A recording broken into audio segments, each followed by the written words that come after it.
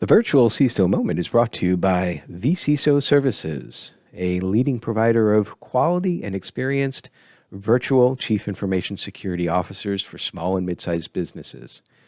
Check them out at vcisoservices.com. Hi, I'm Greg Schaefer, and welcome to the virtual CISO moment. We've got Gary Chan with us today. He is a security mentalist with Alfizo LLC. He helps organizations build their information security programs. Gary, thank you so much for joining us today. Hi, Greg. A pleasure to be here.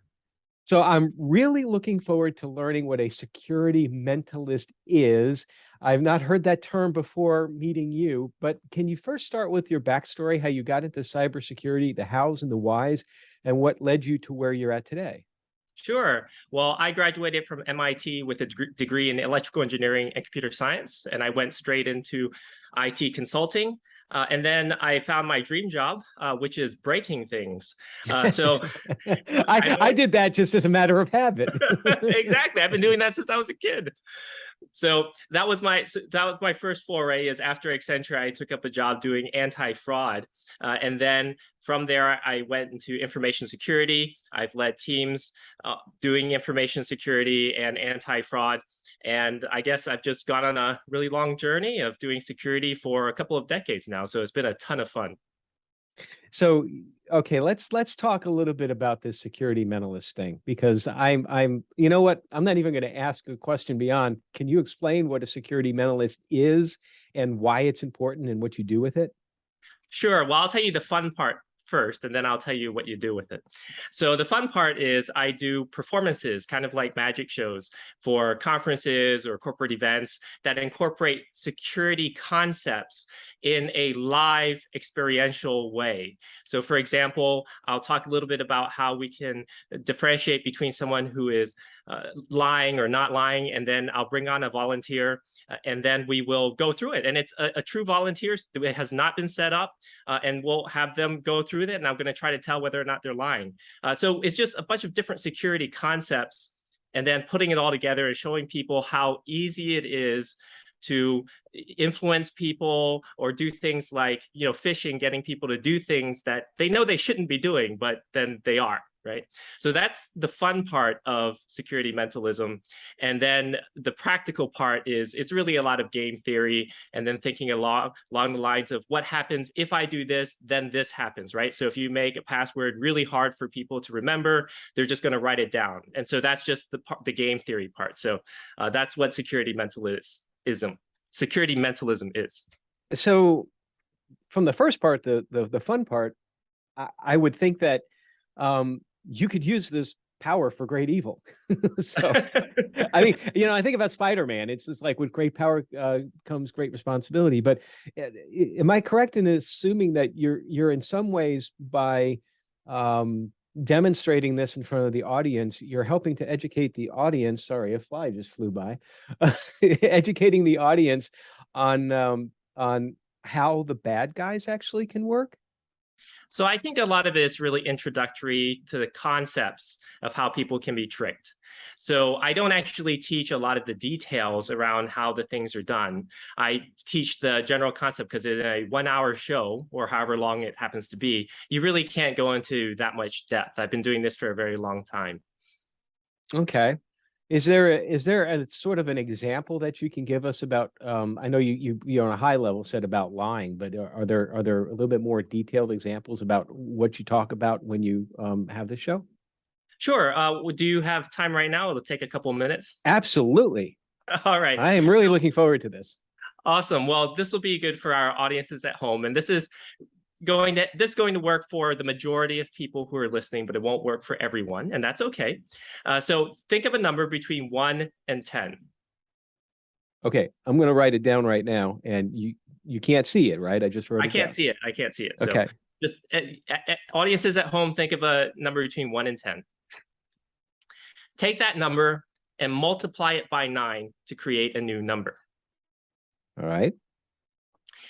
That new number, take the digits of that number and add them together to create a new number. All right. Take that number, subtract 5 from that number to create a new number. Okay. We're now going to convert that number into a letter. So if it's a number 1, you convert it to A. If it's 2, it's B. 3 is C, and so on and so forth. I gotta think about that. Okay. Okay, so take that letter and think of a country that begins with that letter. Okay. I have no idea where this is leading. And that's the fun part. All right. Take the last letter of that country and think of an animal that begins with that letter. I had to choose that country. Okay. All right. Got that. And then take the last letter of that animal and think of a color that begins with that letter. All right. And I just wrote that down. All right. So most people would have thought of an orange kangaroo in Denmark.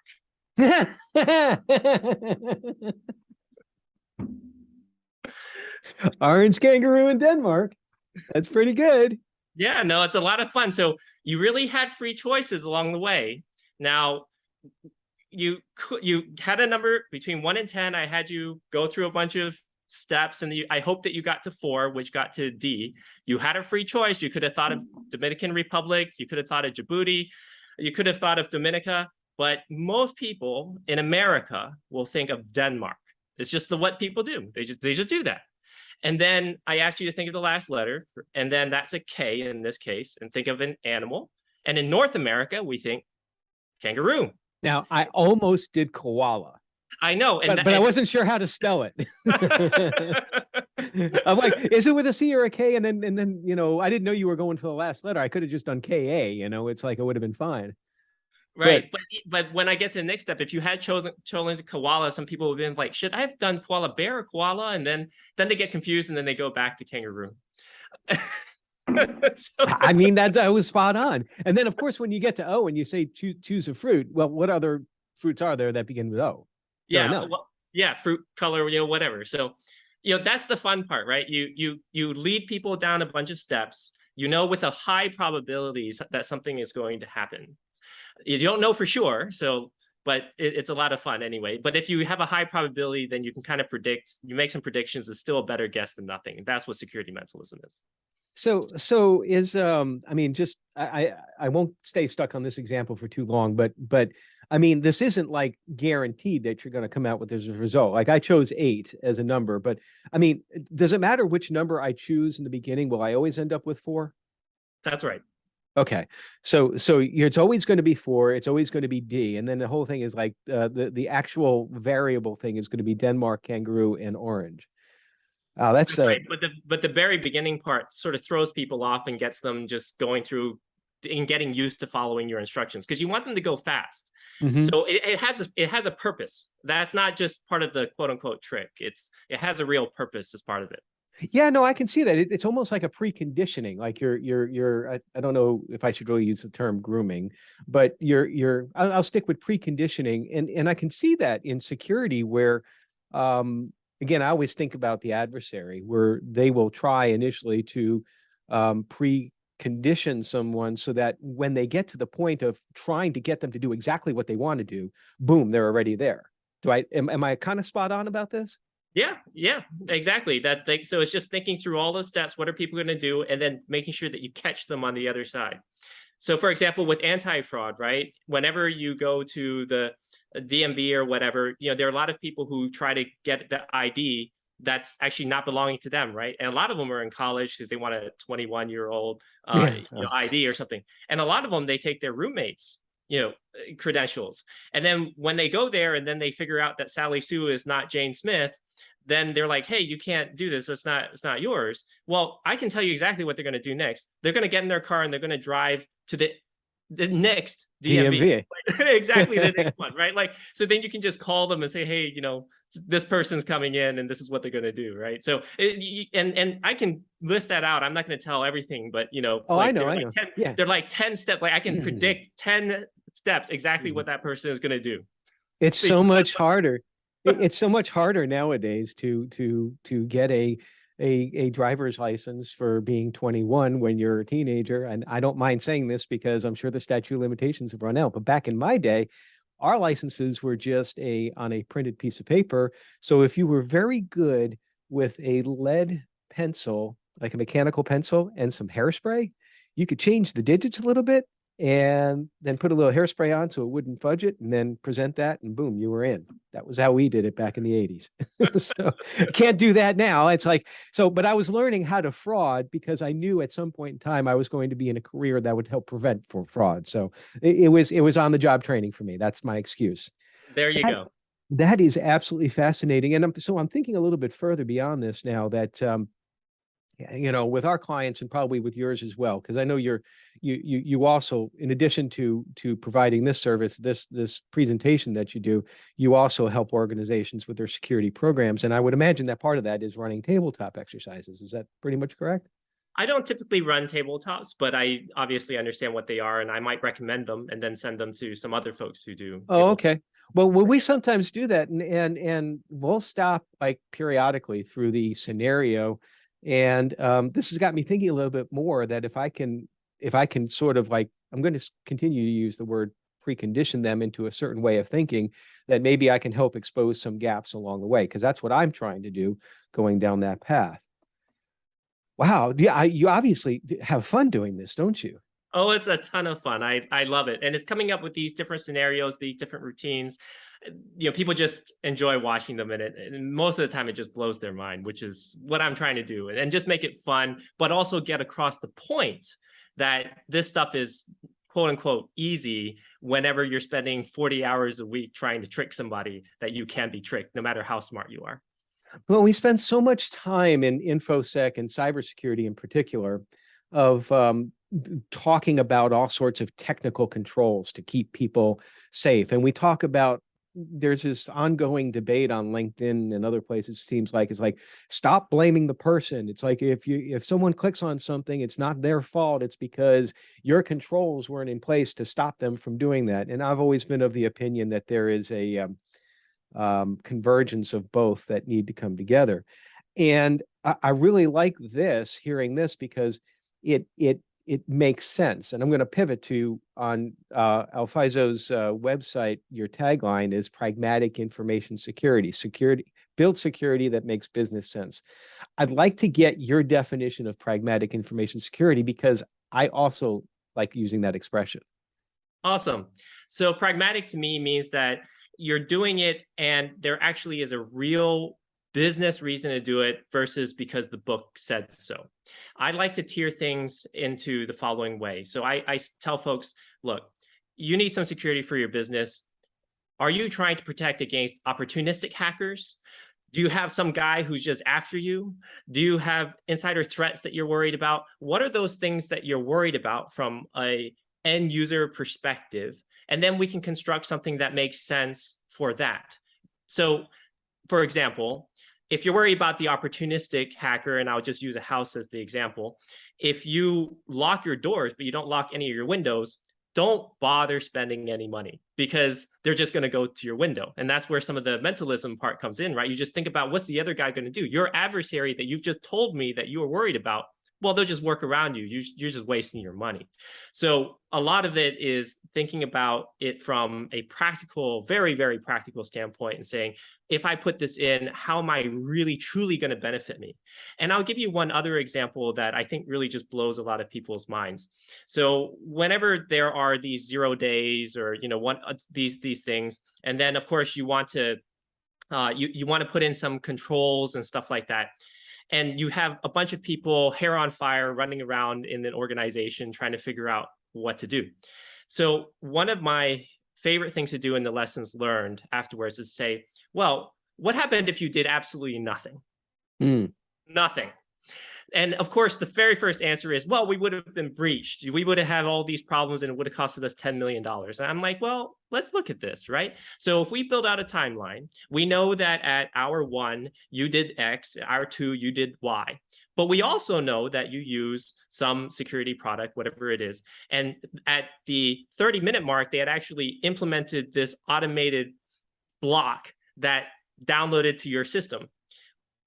Well, we know that the hacker came in at hour 10 because we can see that in the logs.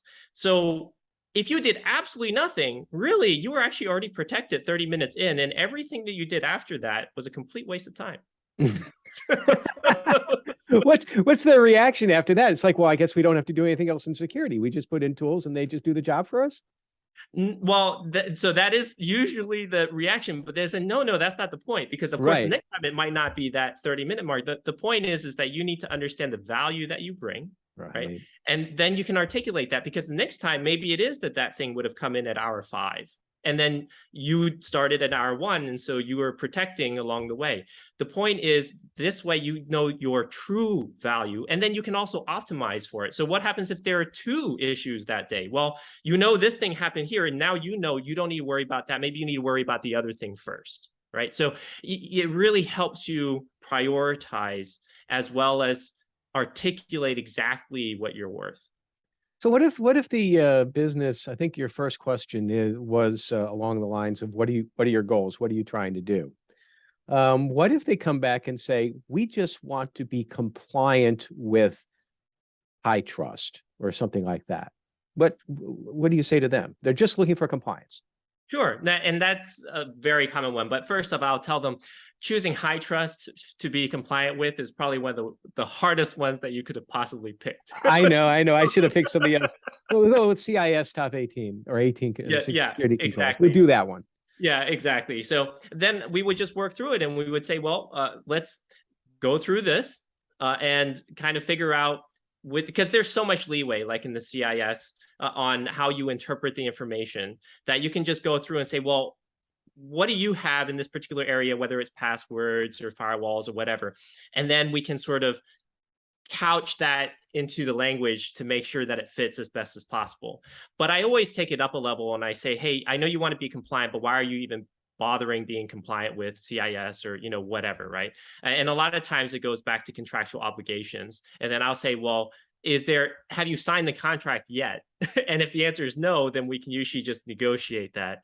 So I help like with that a lot. Like, how do you do that along with their legal team? Like, explain to folks what it is that you do, so that you can, for the most part, practically speaking, get out of doing anything. And so it's really understanding what the business problem is and solving that. In other cases, you're right. They just, for whatever reason, blinders are on and they just say, I want to be compliant, in which case you go through it and you just say, here's what you do, here's how it maps over. And in this case, you don't have this. So maybe we argue for this other compensating control. And then we just, move from there. Yeah, but I like your approach, because I think that we as information security professionals have a responsibility to try to steer folks away, at least initially, from the idea of like being compliant means you're secure, because a lot of times that's what they really think. How many times have you heard the same things that we all have heard? It's like, well, I passed a PCI audit, no issues, or SOC 2 or something like that. We were secure. How could this happen? And they never really focused on actually building a security program to meet that compliance, as opposed, because you can't build a compliance program to meet security. So I like that approach very much. And I think that more folks should do that as well. So I'm still stuck on the mentalist thing. There's a one of the things that I read about, I think in your bio from the beginning, is that now part of this is based on magic. You've been doing magic for a long time? Yeah, I've been doing magic since the 10th grade, so longer than I've been doing security. Some people might say that security is magic. So I think that's a great There we point. go. It works. It works. So do But you yeah, bring other elements of that to your presentation that you do? I would say a lot of it is the performance. Yes. So, how do you run a show? How do you keep people engaged? So all of that goes as part of it. So I definitely use a lot of those magic skills, if you will, but less so the sort of dexterity and sort of the hand movements, if that makes sense. Well, and part of the reason why I was pinging on that, and I'm not a magician, I've always been enthralled by seeing those sorts of things, but from what I've always understood, that really a lot of how it's done is from distraction. Like, look at this left hand, but don't look at the right hand. And there's isn't there a security parallel there? Yeah, that definitely is. And that's one of the concepts that I bring up in my show, where I even explain to people many times, like, this is what I'm going to do, but you just can't stop from doing the wrong thing. So and then you kind of do that, and then they're like, wait, what? And so it's a lot of fun. But yes, I do use that concept as well. Well, I often ask at about this point in time in the podcast, I'll say, well, running your own business or being in information security and all that, it's very stressful. But it sounds like that part of what you do is so much fun that also relieves the stress. But I can also imagine that just going up in front of an audience can be stressful no matter how many times you've done it. I've done public speaking. That's one of the things they talk about in Toastmasters. It's like you never get rid of that edge. You just learn how to tap into it, I guess. But what do you do? What is one of your favorite things that you do to decompress, to get away from all the stress from InfoSec, business running, and show performances? Well, I play like many other IT people. I will play a lot of video games. And I also like to play tennis when the weather's out. But St. Louis weather is, you can never tell. So you can never know if you can go outside or not. It's a little bit tough to play tennis in the snow, I guess. The ball wouldn't bounce all that well. Yeah, but that's what I do. It's good though. I'm able to find some time. I've only been to St. Louis a couple of times, but I remember one time I was there, that big old arch that they have there, those little eggs that you just sit in, those egg cars that go up and down. It's like, just a totally random thought, but boy, it's probably been about 15 years since I've been there. What are your future? Renovated it since then. So really? They're not eggs anymore, or? Well, I haven't been up since they've renovated. Okay. But they renovated the whole place, and all of the downstairs area is like kind of a really nice museum. And so there's just more to do now, because it's just such a big attraction. Everybody goes to the arch. Yeah, I mean, you can't miss it. It's just, I mean, every time you look around, it's like, there it is. It's huge. But what are your future plans? Continue with the performance? Continue with the business? I think so. I love doing it, and if it ain't broke, why fix it? That's what I say too. It's just like, some people ask me, well, what's the end game for vCISO services? I'm like, you know what? I think I'm going to take it with me to the grave. I just enjoy doing it so much. So, but not expecting that anytime soon. Well, Gary, listen, it has been an absolute pleasure. I don't know if I've had this much fun on a podcast before. I just love going through that demonstration. And yes, to everybody else, it's like, we didn't talk about this beforehand. So it was a good example, a simple example on basically trying to lead people to the outcomes that you want them to have. So I really appreciate you joining us today. Yeah, thanks for having me on the show, Greg. It's been a ton of fun on my side too. The website for Alfizo is alfizo.com.